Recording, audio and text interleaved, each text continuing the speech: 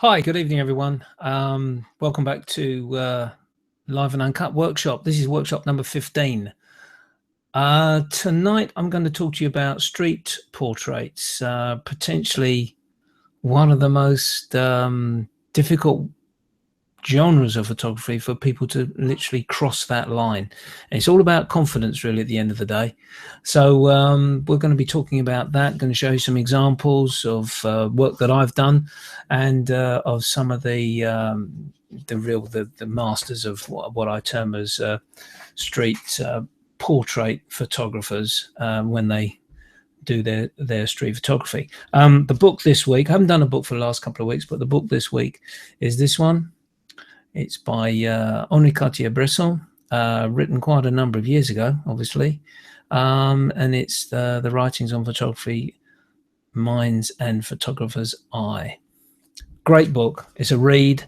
There's a couple of images inside it, but it's a really good insight into the way that one of the greats of street photography, Henri Cartier-Bresson, went about his work and his thoughts on that particular genre. So let's start off with the Flickr group, as we like to do. I've got to be very, very careful what I'm saying this week, because some of the images being shared on the Flickr group are very good, but at the same time are getting a lot of favorites by people obviously outside the group. And there's a couple of points which I want to make, but at the same time I want to be very careful that I don't sort of overstep the mark with them, because they've been favorited quite a bit. So let's go to the first one here, which is by Justin Smith. This is a really nice capture, Justin. I like this image, and you can see into the game, this tells a beautiful story. I get the idea that the person on the left is under some pressure, and the person on the right knows that he's on in a winning position here on this game of chess. Tells a beautiful story. There's nothing really I could add to change it, to be quite honest with you. Very nicely taken, and I hope you didn't disturb them playing the game. But well done for that. And 3 favorites, 18 views. That's a nice start. I think you should start to tweet that one out and blog it and get it out in the neighborhood there, basically, so people can come back to the Flickr site and add a few more views and a few more favorites, which I think all of you should be doing now. Tweet and blog and post these images around with the link back to your Flickr site. Just in this photograph again, I think Justin might have realized I was going to be doing something with regards to portraits. He's taken this photograph of a backpacker on the coast of Australia. A very nice image. I like this. You can tell, again, it tells a beautiful story. The guy's obviously deep in thought. He's had his food there. He's a little bit of a picnic maybe, and it's a great picture. Again, I wouldn't change anything on this image. 2 favorites. You deserve more favorites than that. I wonder what would happen if you'd went up and spoken to the guy and asked him if he could take a portrait rather than what effectively is a candid shot here. But nevertheless, great color, great balance, nice composition. Again, another good photograph. Thank you, Justin, for posting that one.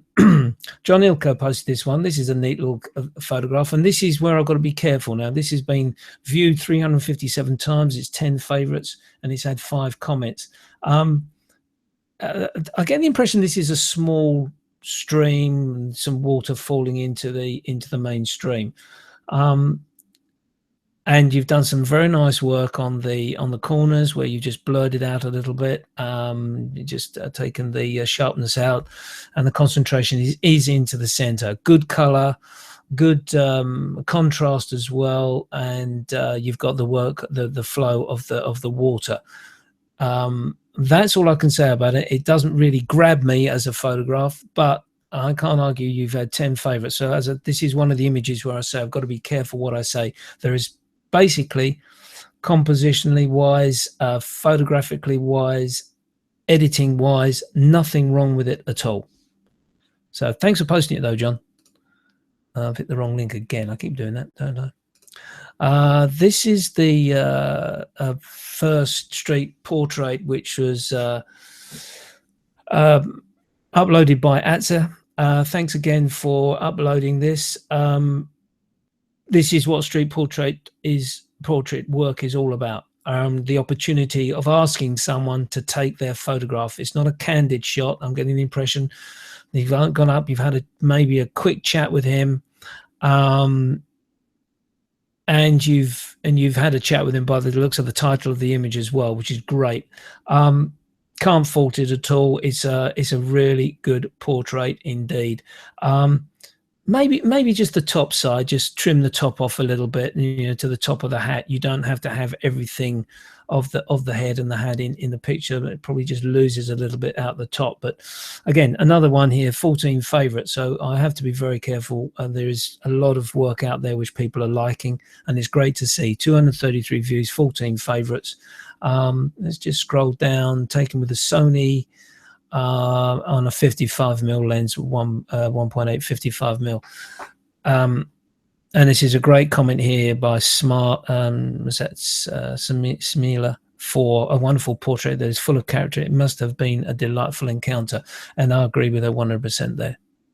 Thanks for posting that, Atza. Next one again from Atza. This is a shot of a charming street person. Yeah, you've captured that. I wonder what it would have been like if the guy had been looking straight at you, though. That I think would have held my attention a little bit more with this image. But again, he was going 10 favorites. So I've got to be very, very careful what I say here. There's a couple of little things. I think the crop could have been improved. On the right-hand side, you've got a little dark patch up here. Where I'm just circling with my cursor. I think you could have cropped a little bit tighter on the shoulder there, and this other part of the image here also distracts me as well, and you may have just taken a slit off there. They are very, very minor comments on the image, which I think is great.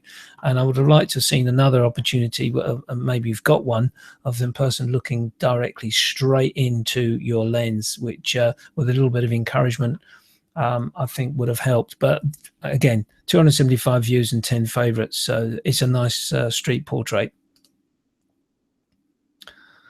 This one, when I first saw it, Thorpe, I thought it was brilliant. I really like this. 12 favorites, after 147 views, and you got 2 comments.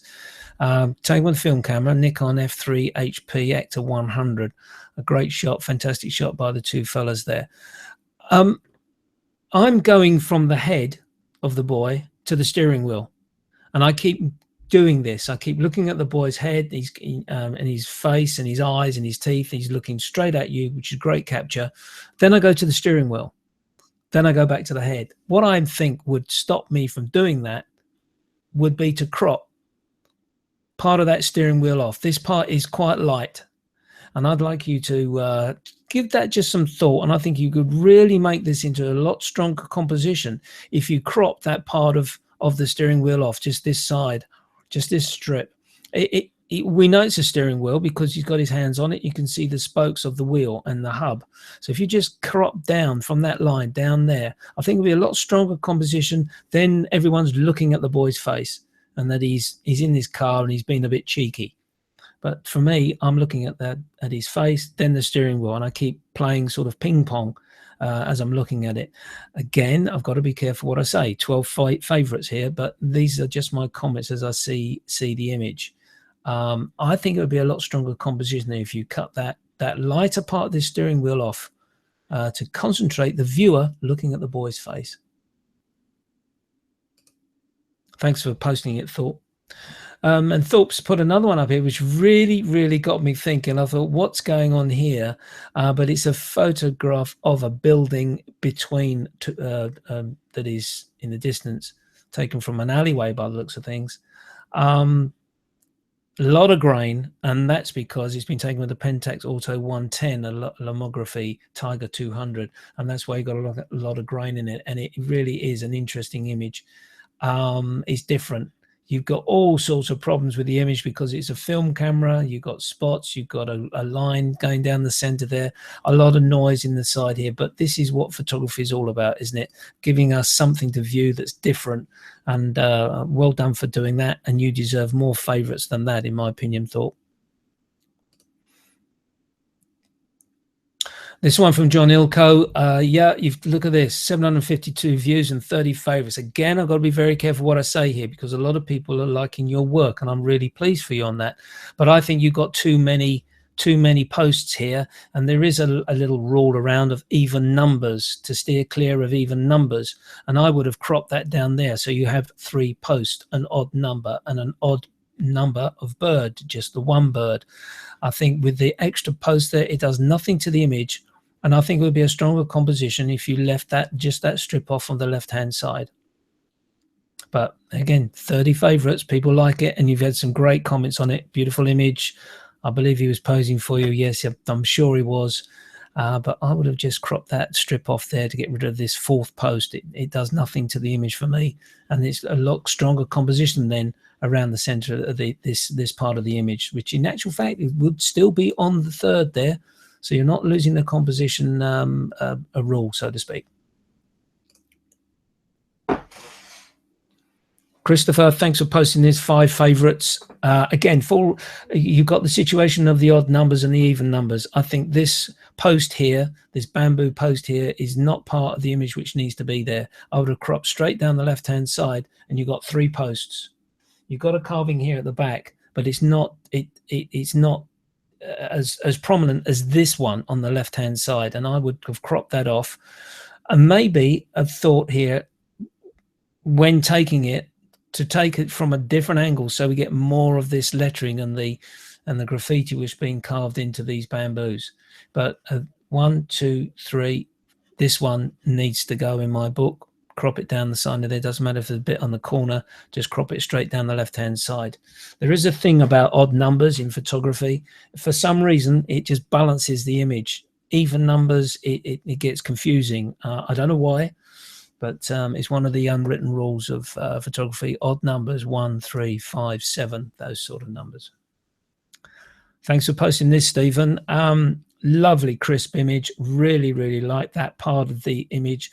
And again, I've got to be careful. 7 favorites. It's the left-hand side again, which I don't think you need, because I find this person here is a distraction for me. But I would think cropping that down the center there makes no difference to the impact of the image that you're showing us. You've still got this beautiful arc here of the shelter and the person reflecting the reverse of the supports for the shelter with the leg spread on the walk as they're walking past. So that's fine. You've got that in place, but I don't think the left-hand side needs to be there. I would take that out. She, to me, is a distraction.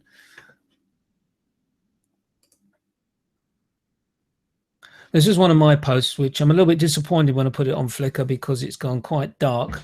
It's on 500px and is doing quite well for me. I've got 2 favorites.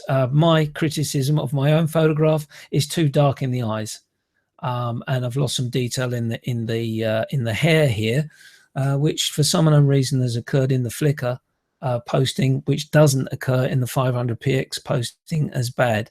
But there you go. Critic of my own photograph. You got to do better, Griff. Come on. This one, Christopher, is disappointing. I would have liked to have seen this, for me, at a lower angle to bring in the sea a little bit more. I'm assuming that's the sea, to show this this bit of driftwood better than it is. You've got some favorites, which is nice for you, but I think a better angle on this, getting down lower, would have made it a more interesting image for me to look at. Taken with Nikon D7000, that's a great camera, with a 18-105 zoom lens. So that's okay. Yeah, why not use that? That's great. Yeah, lower angle I think would have helped here to show a little bit more of the background of this sea and the waves.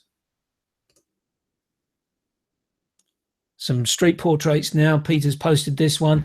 I saw the original, which Peter in actual fact spoke to me about, and I think this is a far better edit of it, Peter. She's looking straight in, and I don't blame you for putting the image of her right in the center of the framing here. I'm wondering if there's a little bit more detail in the hat that she's wearing, or the hood of her coat.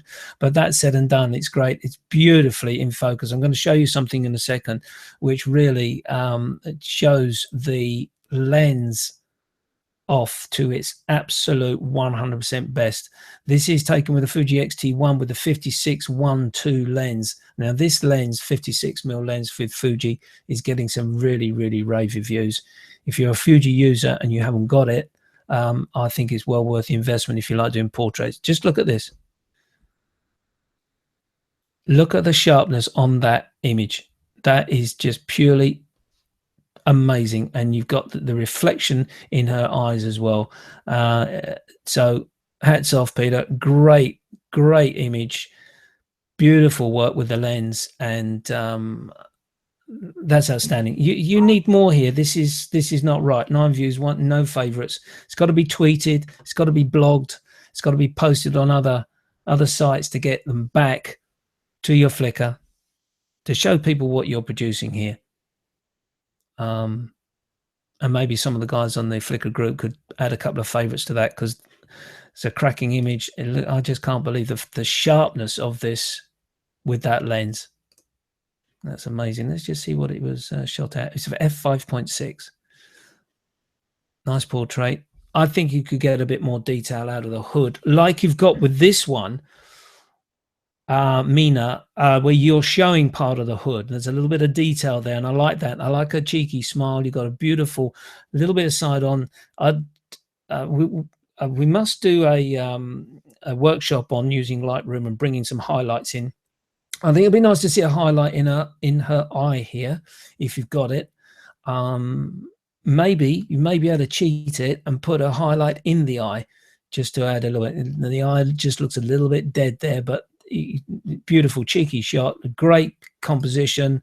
This was taken with a different lens, but look at the quality of this lens. This was with the 23-1.4, Fuji 23-1.4. So it's a great shot. Love the strands of hair here, and I like the detail of the hood, which I think you've got in the other image, which you may be able to get some detail out when you go back and edit. Straight into the sun, Stephen, Hope Valley, nice image. Yeah, the composition is great. You've got you've concentrated on the valley here, 6 favorites, and the bright sunshine in the straight into the sun there.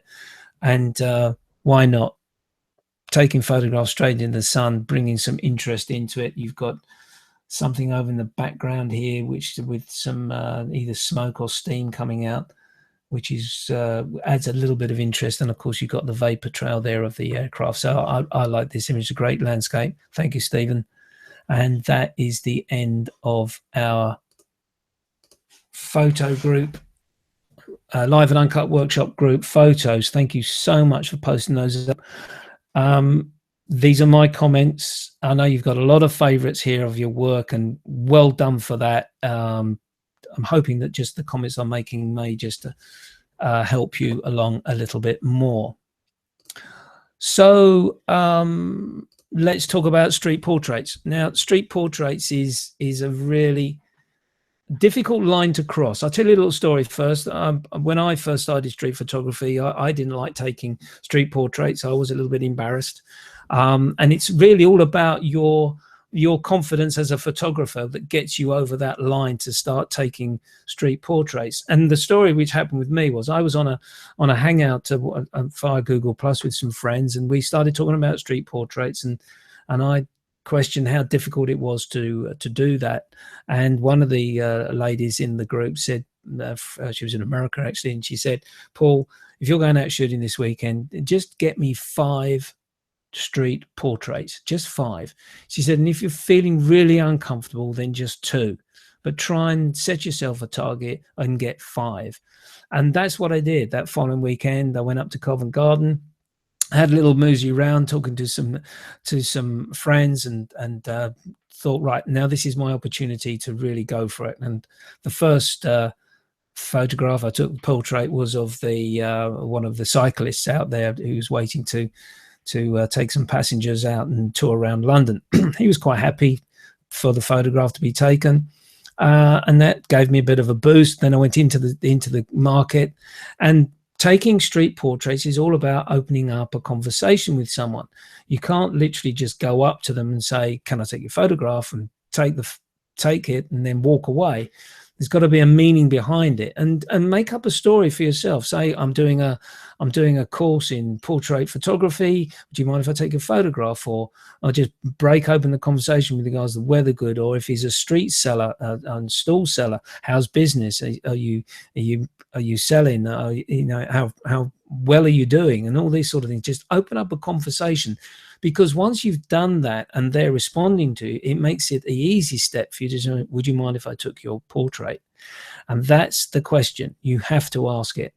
A lot of people do candid type photography. In other words, they'll stand on the other side of the street or lane, catch someone on the other side who's going to be looking straight in the camera, and they'll take the photograph with maybe a 28 to 300 mm zoom lens. That's not quite the same, because you don't get the expression.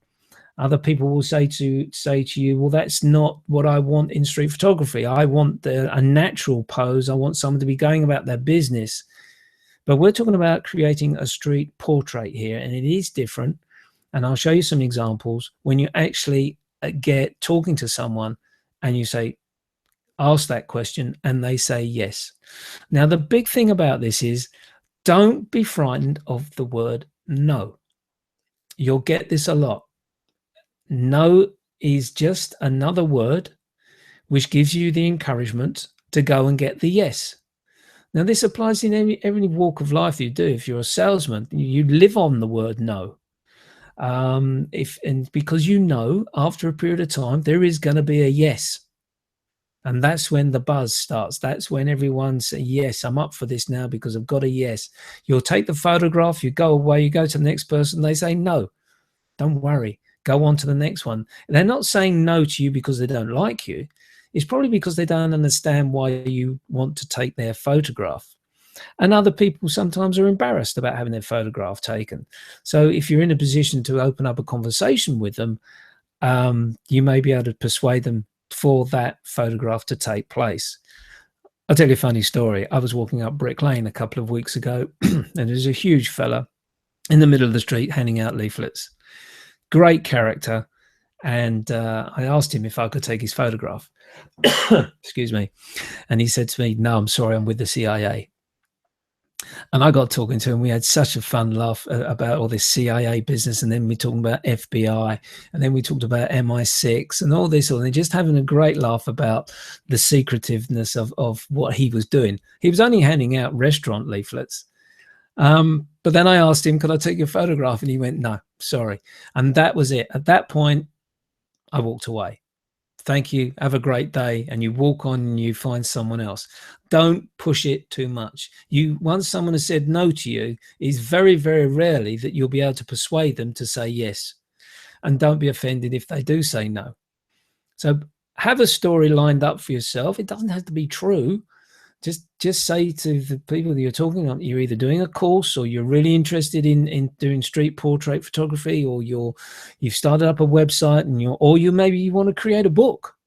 All sorts of things that come up in conversation here. One tip I would hasten to add: why not make some business cards up? Get 50 business cards printed up with, I don't know, Vista or anyone else you can think of. I've got some cards made by Vista. And say to them, look, I'm going to post it on my website, or I'm going to be posting it on my Flickr site. Here's the link for you to know. If you like it, I'll be quite happy to email the photograph on to you. Again, that breaks the ice a little bit, because the person has done you a favor of waiting for the photograph, for you allowed to take the photograph. So why not return that and offer them the choice of having you've only got to send them the JPEG and an email for them to download it and print it themselves. So that's a nice little touch which you probably could consider. Really, at the end of the day, this is all about you being confident in yourself and in your abilities as a photographer. Equipment, I've talked about this before. I've mentioned that really I'm not one for using a DSLR camera. So one of the bigger DSLRs is not really my scene, and I certainly wouldn't go walking around with a big zoom lens like an 18-135 or a 28-300. Or bigger. That's not what I would consider someone or equipment that you would really want to use for street photography. But let's think about this for a second. So 23mm, 35mm, 50mm are really the ideal lenses, prime lenses to take. A zoom lens, probably 18 to 55 would be, again, ideal, which is commonly called the kit lens, which comes with a lot of cameras. For me, I use generally the X100S with a 23mm fixed lens. And I have a converter, two converters now with that camera, which takes it down, the 23mm down to 18mm or boosts it to 35mm.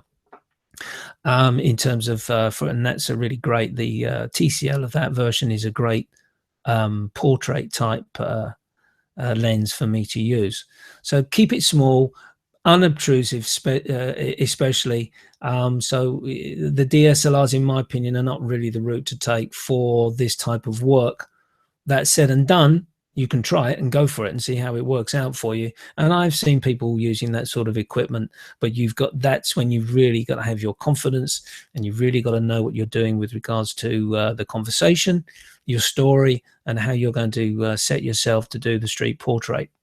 So let's have a look at some examples of work of this nature, done by some photographers that I know, and there's a couple of mine in here as well, actually, which I'm hoping you'll find of interest. Let's scroll down to the bottom, street portraits. And there's stories with every one of these. So you've seen the one which I took of the, and let me just show this one to you. You can see that it still doesn't, this girl was at a private party at Madison 1, and I noticed the gold on the side of her head, and I just asked if I could take a photograph, and she said, yes, of course, and took the photograph, had a chat about the party. I hope she enjoyed it, and moved on. It's this one was taken a long time ago by Vivian Meyer. You probably would have heard of her, the granny who left all those images in her room. Straight portrait, person looking straight in the eye. This one here is taken by a good friend of mine from Canada, Mark Grierson. Now, Mark, in actual fact, has created a book, Excuse Me, May I? And what a great line to open up when you're doing street portraits. Excuse me, may I take your photograph? And it's a fantastic book which Mark has created, Mark Grierson. You go to 500px and you can see all his images there. And Mark goes up to these fellas all in Calgary and just has conversations with them. And then at the end, he asks if he could take the photograph, because he's doing a project, and the project was 100 street portraits. Once he got to 100, he stopped and he started another project. Another one by Mark Grierson of the Gypsy in Calgary. And another one of Mark, the student who he got chatting to.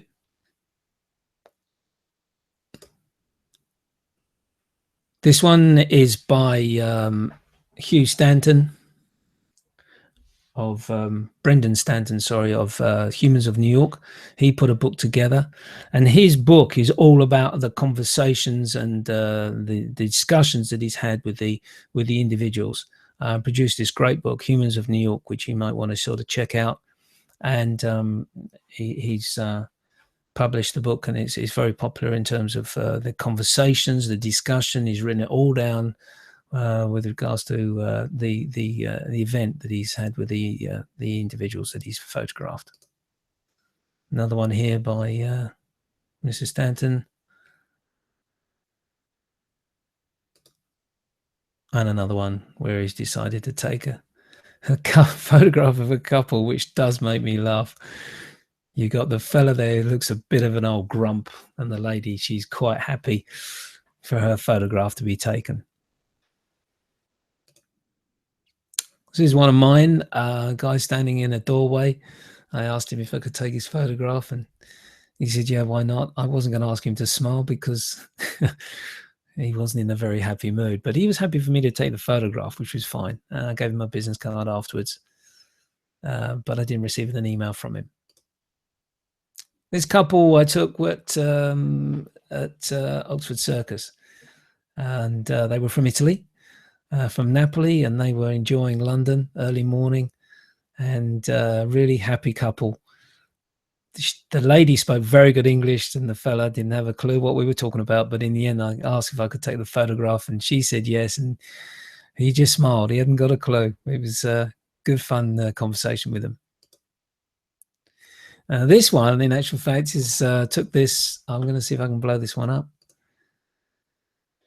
I'm going to. No, I can't do it. This one, in actual fact, was taken through the window of a restaurant, and she was so interested in her conversation on the phone and texting someone that I actual fact knocked on the window and said, "Can I take your photograph?" And she said, "Yeah, okay." Beautiful smile from this girl, and I can't get it any bigger for you to show it, but yeah, I got the photograph which I was looking for. Bigger for you to look at because it was a nice event for me. And this fellow I took at Covent Garden. This was one of the original 7 that I took well, when I was given that challenge. And he had just, in actual fact, sold an item of jewelry. And this is one of the conversations I had. I asked him, "How's business?" He said, "Yeah, really good. I've just sold a good necklace." And he was really happy at the time. And I said, "Do you mind if I take your photograph?" "No, not at all." Took a photograph, gave him a business card, and on I went. And great smile. And I've shown the jewelry stand that he was working on. Now, these photographs that follow are by a photographer called Bruce Gilden. Bruce Gilden is a Magnum photographer, uses a Leica, excuse me once again, with a handheld flash off the camera.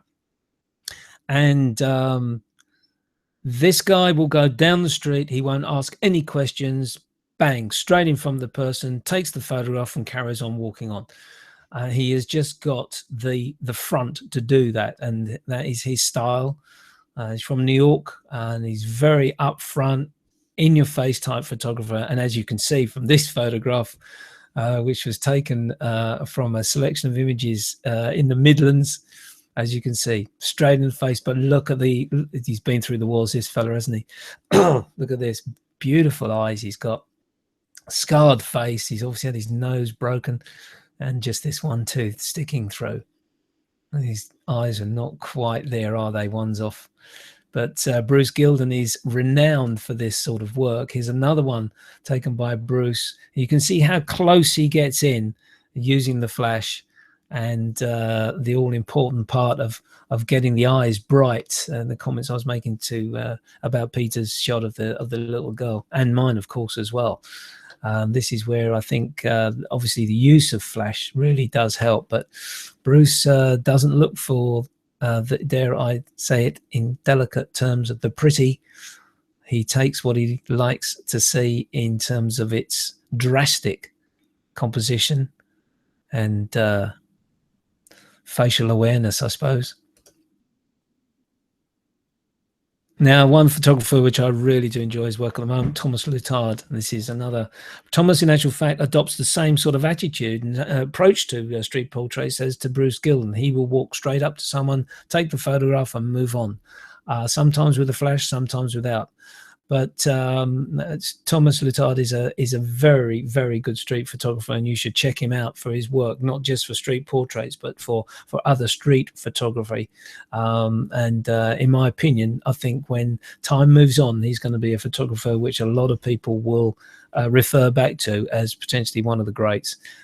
He's a great, great photographer. So check him out, Thomas Lutard. And he's taken this very nice portrait of a guy obviously standing, I believe, at the front of his garage there. And this one Thomas has taken of this lady through the window, similar to my effect, but Thomas has got the reflection of what's happening his side of the window of the shop, and but he's got eye contact. Great shot. And this one here, this is a photograph taken by me, which really made me laugh, because this fella was walking along the South Bank with his wife, who had a camera. And I stopped and saw him and asked if I could take his photograph. And she replied for him. And she said, "Oh, come on, we haven't got time for this. Let's move on." And he said, no, wait a minute. I want my photograph taken. And I took it, offered him my business card. And he said, "No, don't worry." And on we went. The full image is better than what I can show you on Pinterest here, but it was a great moment that his wife was more than happy just to walk on, even though she was a photographer, and yet he wasn't going to have it. He wanted his photograph taken. And this is what happens with street portraits. You get a chance, then all these stories just build up as you get the opportunity to do this sort of genre of photography. So it's all about confidence, and you can do it. You've got the ability to do it. You've just got to take that moment and say, "I'm going to ask this person." If they say no, walk on to the next one. If that person says no, walk on to the next one and keep going, because no's will give you a yes. Please believe me in that, because it's happened more than often with myself. And I really hope that you enjoy doing some street portraits. Let's see some posted up on the Flickr group over the next week or so. So I hope you've enjoyed this workshop on street portraits. There's always a story behind the photograph, as we know, but when you're doing a street portrait, it's something which happens for you, and you can relate that in your conversation to everyone. So I hope this workshop has been of interest to you, and I look forward to seeing you next time on the workshop, where I think the next workshop, I think we'll do some still life, so you don't have to go outside. You can probably set up some studio work in your lounge or your kitchen, and we'll look at that. And I think on the back of that one, we'll do an assignment of 3 images of still life. But don't post your still life images until that workshop. Okay, that workshop, we'll do the still life on workshop, and then I'll ask you to post your images. That will be the assignment next time round. For now, in between now and the next workshop, go out and get some street portraits. Have a good time. Bye for now.